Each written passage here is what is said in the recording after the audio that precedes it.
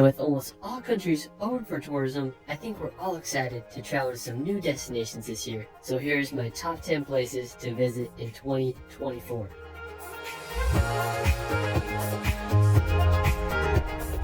With tourism almost completely back to normal, 2024 is going to be a year full of travel. Whether you explore the dramatic landscapes of the Faroe Islands or go on an African safari in Tanzania, I hope you can all safely visit some new places this year. Let's start this video off in Croatia, and it quickly became one of my favorite countries. From the incredible scenery of the Dalmatian coast to medieval seaside towns, Croatia is one of Europe's hidden gems. One of the most iconic places in Croatia is Dubrovnik. Located in the southernmost part of Croatia, Dubrovnik is this incredible medieval city built right on the was walking on top of the city walls. You're able to loop the entire city in. Another impressive place in Croatia is Plitvice Lakes National Park. I remember seeing pictures of this place years ago.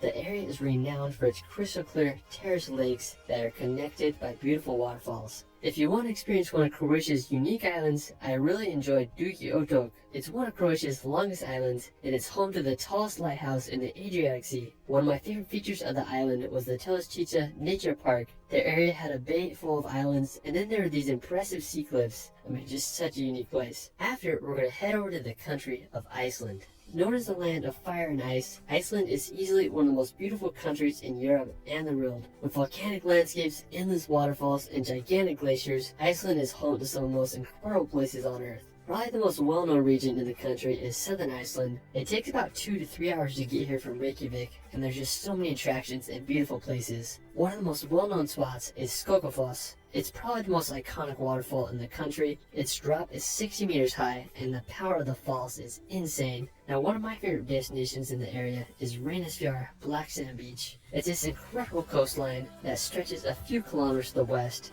The sand is so black and unique. My favorite feature of the beach is the Reynistrangar rock formations. There are these jagged sea stacks that jut out of the sea with constant waves pounding on them. One of my personal favorite places in Iceland is its highlands. It's located in the interior of the country, and it's an extremely unique region home to otherworldly landscapes. One of the most impressive places is Landmannalaugar. It's home to rainbow-colored mountains, and there's a good amount of volcanic activity in the area, with tons of thermals shooting out steam. I mean, Iceland just has so many incredible places to explore. While we're still in the Nordics, we're going to visit the Faroe Islands. I visited these incredible islands last year and became one of my favorite places I've ever been. The Faroe Islands are located between Iceland and Norway, and they're home to some of the most dramatic and epic landscapes in the world. One of the main reasons I wanted to go here was to see the Drangarnir Sea Stack. You can either get there by taking a guided 6-hour hike, or you can also go on a boat ride. I had an incredible time exploring the area and marveling at the one-of-a-kind sea stack. Nearby is the Mulfusor waterfall. It's one of the most scenic waterfalls I've ever seen as it cascades down into the sea. Another incredible place is Kalsoy. It's this narrow island, and I had to take a ferry to get onto it. I was perched on these massive sea cliffs. It was easily one of the most epic places I've ever been. Nothing quite matches the landscapes of the Faroe Islands.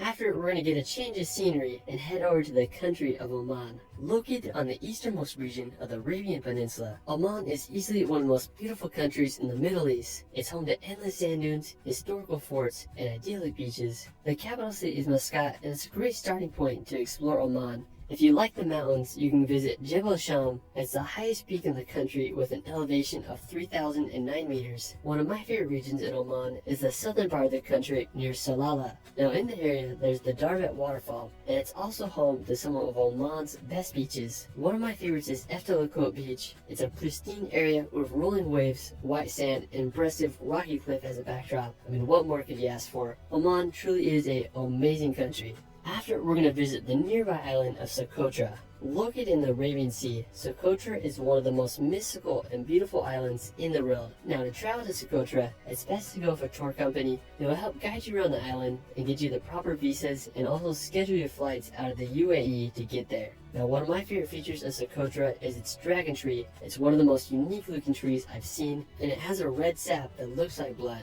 Now, the coastline of Socotra is also amazing. It has crystal clear water and white sand beaches. I particularly like Arher Beach with its sand dunes that are sandwiched between the cliffs and the coast. Socotra's scenery is truly on another level. Now after, we're going to head to Africa to visit Morocco. Located in northern Africa, Morocco is one of the most diverse and historical countries. It's home to snow-capped mountains, a mesmerizing coastline, and also the Sahara Desert. One of my favorite places is Ait Ben Haddou. It's a historic clay brick village that dates back to the 11th century. It's been a popular filming site for movies and TV shows such as Game of Thrones. Another impressive place in Morocco is the Atlas Mountains. You wouldn't expect to find much snow in Morocco, but the Atlas Mountains are an exception. The highest peak is Toubkal with an elevation of 4,167 meters. Now when it comes to Morocco cities, Casablanca is the largest. My favorite feature of the city is the Hassan II Mosque. It was built in 1993 and its minaret stands 210 meters tall. Now as for Morocco's beaches, one of the most unique ones is Lake Zira Beach. It's located in southern Morocco on the Atlantic Ocean. It has red rock and this very peculiar arch.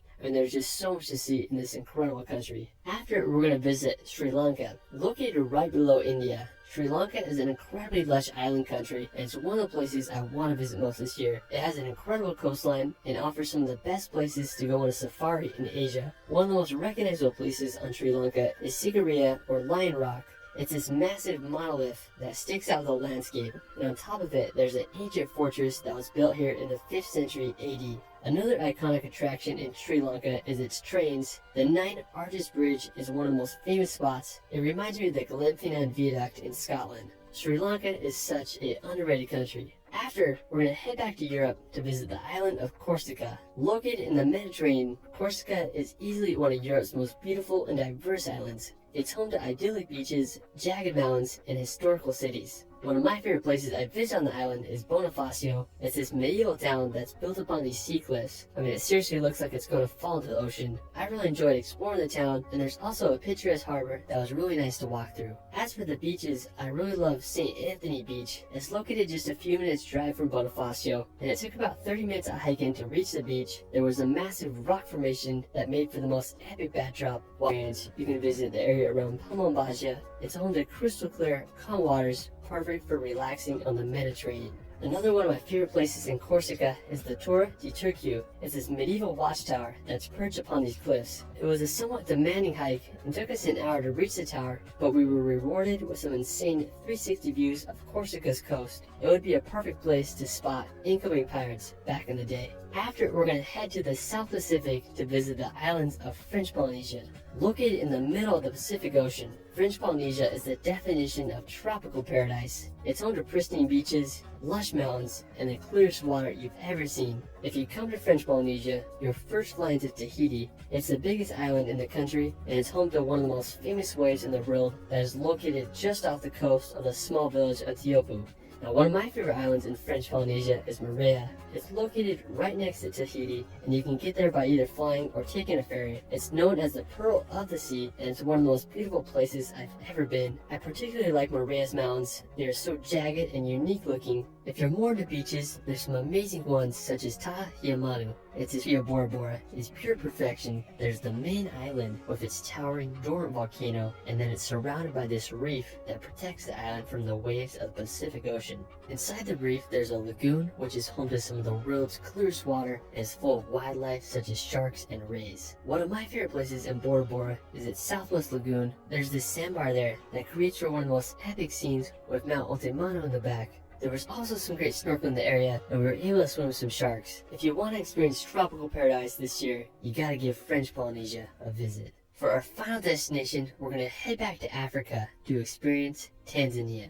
I went to Tanzania about 10 months ago, and it was one of the most memorable trips of my life. From witnessing herds of millions of wildebeest roam the savannah to Africa's highest mountain, Tanzania is one of the world's greatest wonders. One of the most iconic places in Tanzania is the Serengeti. It's one of the best places on earth to see Africa's wildlife. From leopards chilling in trees to cheetahs roaming the savannah, the Serengeti is the Lion King in real life. When we were there, we went on game drives every day. We were able to witness so many incredible moments, whether it was watching two lionesses enjoying the sunset or witnessing wolves in the craziest sunset I've ever seen in my life. Now, besides the Serengeti, my other favorite place in Tanzania is Eldonu Lengai. It's located near Lake Natron, and it's an active volcano with a height just under 3,000 meters, and it's known by the local tribes as the Mountain God. and after scaling it, I totally understand. You know, the volcano's rim, and the crater was absolutely huge. It had this black bubbling lava inside, and it's said to be some of the coldest lava in the world. The volcano was just so loud, you could hear the earth groan, and it sounded like a thunderstorm. As I walked to the other side, I got one of my all-time favorite shots as I was standing on the volcano's rim, overlooking the scenery below. It reminded me of the quote in Lion King, where Mufasa says to Simba, "Everything the light touches is our kingdom." It was one of the most powerful views I've ever seen in my life. Our guide Elijah recommended that we headed back after spending about 2 hours on the top to avoid the midday sun. The trek was beautiful on the way down. When we reached our car, it was about noon, so it took us 12 hours in total. Favorite travel experiences. Well, that is it for my 2024 top 10. Let me know where you want to travel this year in the comments below.